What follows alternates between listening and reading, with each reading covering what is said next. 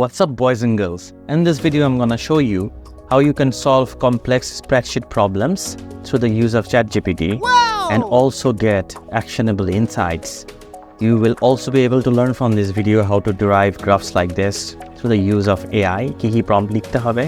And of course the last one is getting a strategic decision for any business or your personal pet project, etc. So without further ado, let's get started. এই ভিডিওটার জন্য আমি basically আপনাদের জন্য অনেক আগে থেকেই আমি কিছু প্রম্পটস দিয়ে এই আর্ট বোর্ডটা সাজিয়ে রেখেছি। So as you can see in the new ChatGPT 4.0, you can basically upload any Excel sheet from your desktop, or you can also connect it through the use of Google Sheet. So as you can see, আমার first prompt ছিল what is this spreadsheet all about? এই স্প্রেডশিটটা basically what is this about? Let me just show you. This spreadsheet is open over here. As you can see, this is basically financial sample data that I downloaded it from Google. আমার কোনো আইডিয়াই নেই, but to give you a slight idea as I worked on it.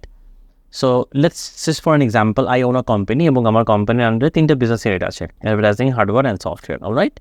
So আমার যেটা business unit আছে, বিজনেসের পেছনে আমার sales হয়, যেমন সফটওয়্যারের জন্য আমার সেলস আছে, এই সফটওয়্যার বিজনেস চালানোর জন্য আমার কিছু কস্টিং আছে, আমার পার্টনারদের কমিশন দিতে হয়, অ্যান্ড দেন স্যালারি আছে and all of the stuffs. And এভাবে হলো গিয়ে ফ্রম 2012 থেকে 2023 মোটামুটি এই পুরো সব ইয়ারের অ্যাকচুয়ালের বিভিন্ন কস্টিং এখানে দেওয়া আছে, অলরাইট? সো আমি জাস্ট চ্যাটজিপিটির কাছে গেলাম, অ্যান্ড চ্যাটজিপিটির কাছে গিয়ে যেহেতু এটা ডাউনলোডেড ডেটা, আমি ওকে জাস্ট জিজ্ঞেস করলাম যে what is this spreadsheet all about? And whenever I entered this prompt, please be mindful that this is a paid ChatGPT 4.0, যেটা যখন আমি প্রিমিয়াম ভার্সনটা ইউজ করেছি। So that is when without any context ChatGPT আমাকে basically বলেছে যে এখানে কী কী কলাম আছে, যেমন অ্যাকাউন্টস কলাম আছে, বিজনেস কলাম আছে, সিনারিও আছে, অ্যান্ড আমরা যদি পাশাপাশি মিলাই, ইউ ক্যান সি যে অ্যাকচুয়ালি এই কলামগুলাই আছে with months, right? You see how smart that is. And then of course ও আমাকে আরও বলে দিচ্ছে যে the remaining column represents monthly financial figures and other stuffs, এবং ডেটা স্ট্রাকচার থেকেই সেটাও কিন্তু বলে দিচ্ছে। And then তারপরে it is actually asking me, would you like a more detailed analysis or any specific insights from this data? This is pretty interesting, right? First আমাকে বললো যে sales for January 2012 in the software business unit is recorded as this USD, right? So basically just একটা example দিল যে কোন কলামগুলোর meaning কি, কোন কলামের আন্ডারে কি আছে, and then একটা এক্সাম্পল দিল যে ডেটা স্ট্রাকচার, ও ডেটা স্ট্রাকচার যেটা রিড করতে পারতেছে, it is just basically asking me whether this is all right or not. Of course this is all right, this is very smart. এবার next যে prompt, সেটা আমি ওকে জিজ্ঞেস করলাম যে what kind of insights can I get from this Excel sheet, right? আমি যেটা বললাম যে আমি কিন্তু ইন্টারনেট থেকে জিনিসটাকে ডাউনলোড করেছি, right? So and then this magic happened, right? So insights মানে হচ্ছে কিন্তু বেসিক্যালি আমাকে বলে দিচ্ছে যে you can extract a variety of financial insights from this Excel sheet, and trust me, আমার নিজেরও যদি বিজনেস থাকতো, I will not be having any ideas যে অ্যাকচুয়ালি এই এক্সেল শিট থেকে এত পরিমাণ ইনসাইট ডেরাইভ করা যায়। লাইক ও আমাকে বলছে যে তুমি revenue cost analysis, this is very primary, এটা তো করতেই পারি, এটাও প্রফিটেবিলিটি করতে পারি, এক্সপেন্স অ্যানালাইসিস করা যায়, বিকজ এক্সপেন্স একটা ব্রেকডাউন আমি অলরেডি আপনাদের দেখিয়েছি on screen. And then you can see scenario analysis, কারেন্সির impact, and then visualization reporting. This is something advanced and new in ChatGPT 4.0. And then specific analysis example like monthly sales trend key, cost versus sales analysis, profit margin, blah blah blah. Like this is amazing, right? যে কত ধরনের insight বের করা যায়। So what I did basically is আমি basically জানতে চাইছি যে show me the monthly revenue trends graph business unit wise. Like আমি খুব শর্টলি কিন্তু কোনো কনটেক্সট ওকে দেই নেই, জাস্ট উইদাউট এনি কনটেক্সট আমি ওকে বললাম যে আমাকে বিজনেস ইউনিট ওয়াইজ আমার একটা মান্থলি রেভিনিউ দেখাও। অ্যান্ড আমি আগে আপনাদের বলেছি যে I have 3 business units for my hypothetical business or company.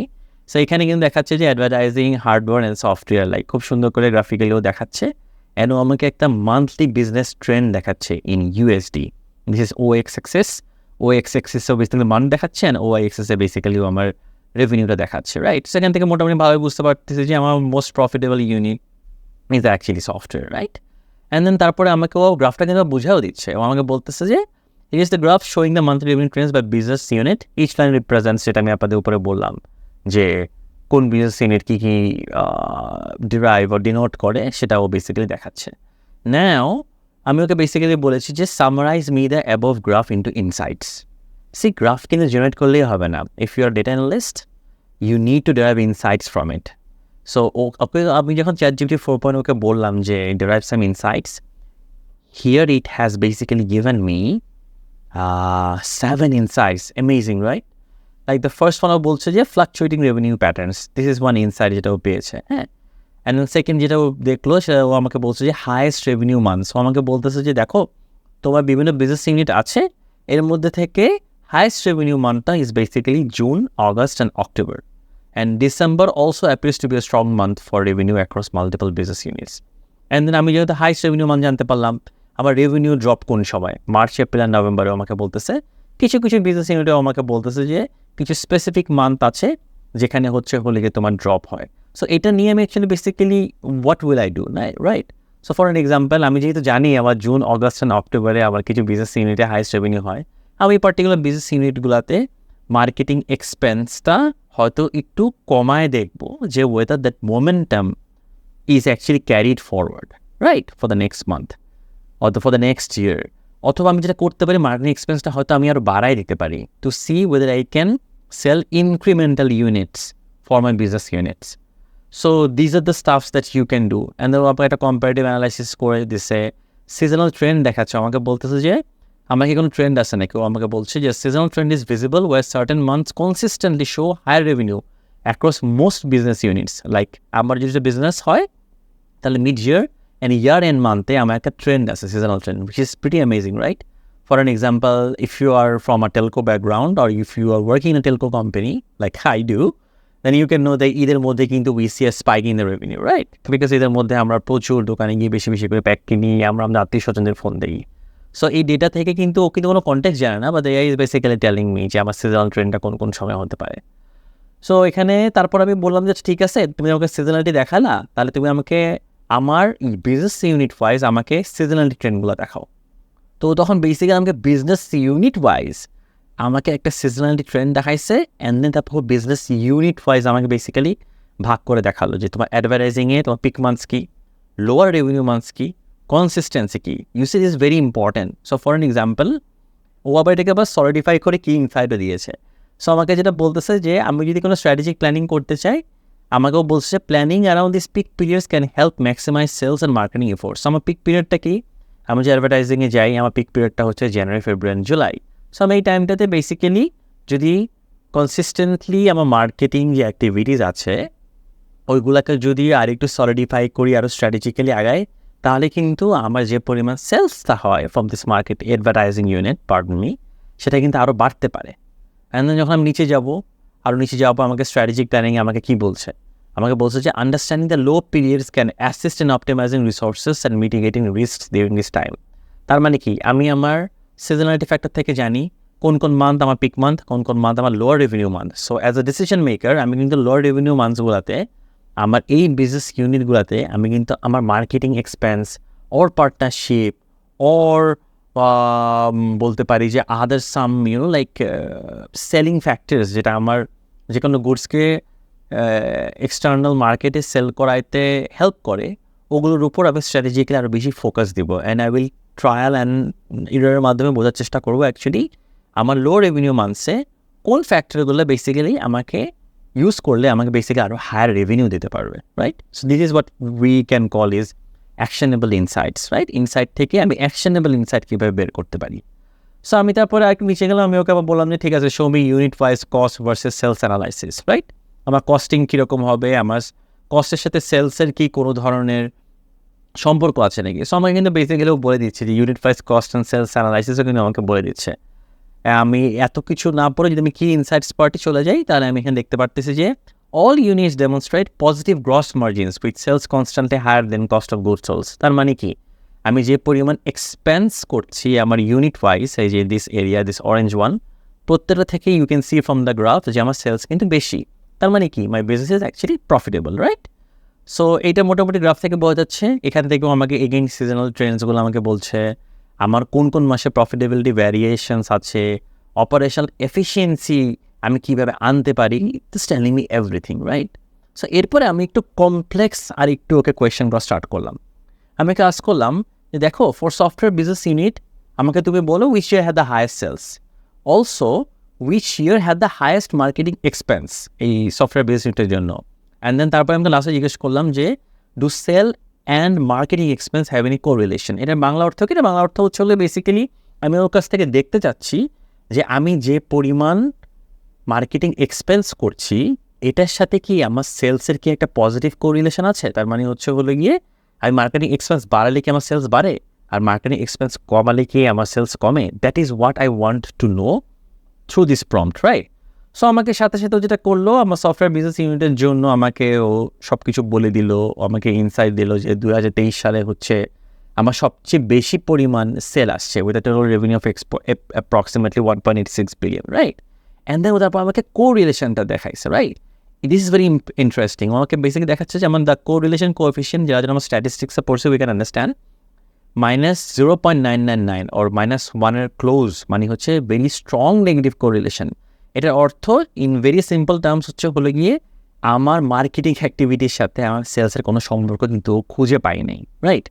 So এইটাকে আমি আরেকটু যদি কনক্লুড করে বলি যে this mite indicate inefficiencies in marketing strategies or external factors affecting sales irrespective of marketing spend। মানে হচ্ছে আমার মার্কেটিং স্ট্র্যাটেজি অ্যাকচুয়ালি কাজ করছে না আমার সেলস বাড়ানোর জন্য, অথবা দেশে অথবা আমি যে ইনফ্রাস্ট্রাকচারে কাজ করছি দেশে হয়তো there are macro economic factors যেগুলো অ্যাকচুয়ালি লাইক আমার বিজনেসকে গ্রো করাইতে অথবা ডিগ্রোথ করাইতে they have some influence, right? So এটাই আমাকে বেসিক্যালি বলতেছে। And then as we move on, I have also asked it যে আমাকে 3 বছরের একটা ফোরকাস্ট দাও রেভিনিউ ইউনিটের, বিজনেস ইউনিটের।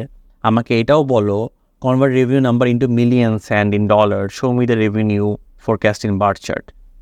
আমাকে কিন্তু কমপ্লিট জিনিসটা কিন্তু দেখাই দিচ্ছে, রাইট? ইউএসডিতে আমাকে রেভিনিউ নাম্বার দেখালো, বার চার্ট আমাকে দেখালো। অ্যান্ড দেন তারপর আমি ওকে আবার জিজ্ঞেস করলাম যে এই যে চার্টটা যদি আমাকে দেখাইছো, গিভ মি সাম ইনসাইটস।